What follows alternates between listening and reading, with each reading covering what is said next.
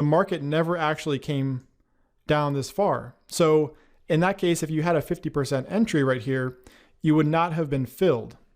All right, so, and just to show where I would have targeted, in this case, I would have looked at this area right here because we have these two lows back here, and we also have these highs.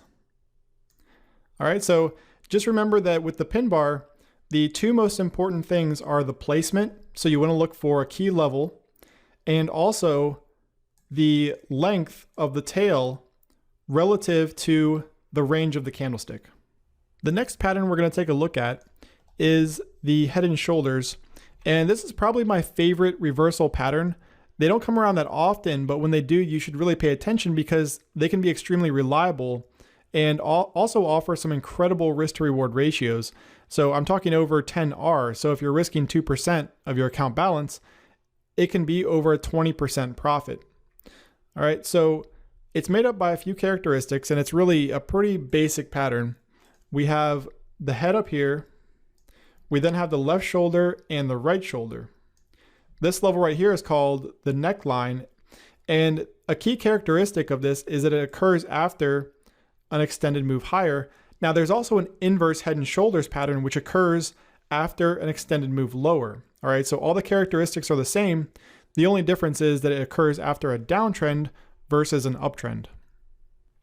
Okay, so if we head on over to the charts, I'm going to pull up the New Zealand dollar versus the Japanese yen.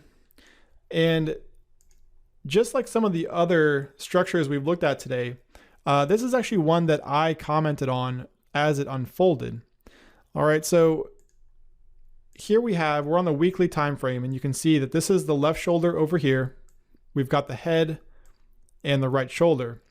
So this was actually a really nice neckline right here because we had all of these touches line up almost perfectly with it. Now the break happened right here. And in this case, the way that we would find the measured objective is we'd measure from this high up here down to the neckline. And then we take that same distance from the break and measure to a lower point in the market. All right, so let's take a look at what that was. So we can see here that this is almost exactly 1,000 pips. So if we come over here and measure 1,000 pips lower, all right, that brings us to right about here. So this would have been our profit target for this entry. All right, so we would have entered up here. This right here is the break, and our target would have been this level here. All right, so that's our target. And if you look, what's interesting about this is if you look over here, you can see that we actually have several lows that had formed a few years prior. All right, so that's a great way to validate this measured objective and know that you have the right level. All right, so in closing, just a few things to keep in mind. This should be traded after an extended move up, and I also don't trade it on anything below the daily time frame. All right, so I only trade this pattern on the daily and weekly time frames because I found that those two are the most reliable. The third strategy I want to look at today is the channel. All right, so we have the ascending and descending channels. Now, you may have also heard these referred to as a bull or bear flag, which they can be. They aren't always a bull or bear flag, but they are quite often. All right, so we have a few simple characteristics here. We have a preceding trend, we have consolidation, and then a continuation of that trend. All right, now this can also form at a descending angle, which would be a bullish pattern where the market trends higher, consolidates lower, and then continues higher. So what we want to do is once we have these levels drawn, we want to wait for a close, a break of support, and then we want to look to sell on a retest as resistance. All right, so let's go ahead and take a look at the British pound versus the New Zealand dollar.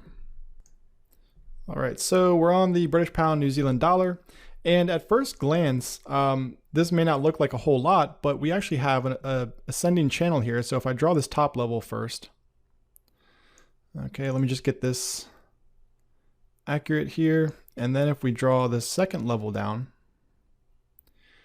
you can see that we actually had a really nice ascending channel where the market had made this move lower. And this part right here is the consolidation. All right, so this is the part that we don't want to trade. What we want to do is wait for a close. And again, we're on the daily time frame here, so we want to wait for the close below support. That's the break. Okay, once we see that, we know that we could have a potential setup on our hands. And if you'll notice, the very next candle produced a bearish pin bar. So what we'd want to do is enter on a 50% retracement right here. Stop loss goes above the candle